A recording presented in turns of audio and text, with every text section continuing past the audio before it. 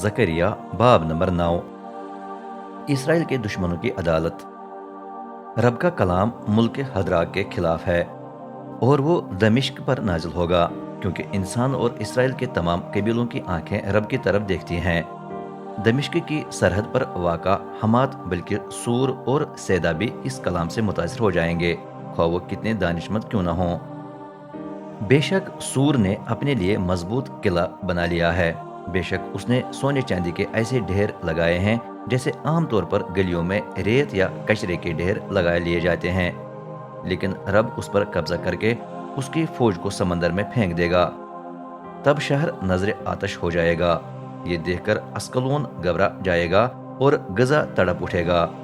अकरोन भी लर्ज उठेगा, क्योंकि उसकी उम्मीद जाती रहेगी। गजा का बादशाह हलाक और अस्कलोन गैर आबाद हो जाएगा। अशदूद में 2 नस्लों के लोग बसेंगे। रब फरमाता है, जो कुछ फलस्तियों के लिए फक्र का बाइस है उसे मैं मिटा दूंगा। मैं उनकी बुत परस्ती खत्म करूंगा। आइंदा वो गोश्त को खून के साथ और अपनी घिनौनी कुर्बानियां नहीं खाएंगे। तब जो बच जाएंगे मेरे पुरसितार होंगे और यहूदा के खानदानों में शामिल हो जाएंगे। अकरोन के फलस्ती यूं मेरी कौम में शामिल हो जाएंगे, जिस तरह कदीम जमाने में यबूसी मेरी कौम में शामिल हो गए। मैं खुद अपने घर की पहरेदारी करूंगा, ताकि आइंदा जो भी आते या जाते वक्त वहां से गुजरे उस पर हमला न करे। कोई भी जालिम मेरी कौम को तंग न करे। अब से मैं खुद उसकी देखभाल करूंगा। नया बादशाह आने वाला है। ए सयून बेटी शादियाना बजा, ए यरूशलेम बेटी शादमानी के नारे लगा। देख तेरा बादशाह तेरे पास आ रहा है। वो रास्तबाज और फतहमंद है और हलीम है और गधे पर, हाँ गधी के बच्चे पर सवार है। मैं इब्राहिम से रथ और यरूशलेम से घोड़े दूर कर दूंगा। जंग की कमान टूट जाएगी। मऊदा बादशाह के कहने पर तमाम अक़वाम में सलामती कायम हो जाएगी। उसकी हुकूमत एक समंदर से दूसरे तक और दरियाई फरात से दुनिया की इंतहा तक मानी जाएगी। रब अपनी कौम की हिफाजत करेगा। ए मेरी कौम, मैंने तेरे साथ एक अहद बांधा जिसकी तस्दीक कुर्बानियों के खून से हुई। इसलिए मैं तेरे कैदियों को पानी से महरूम गड्ढे से रिहा करूंगा।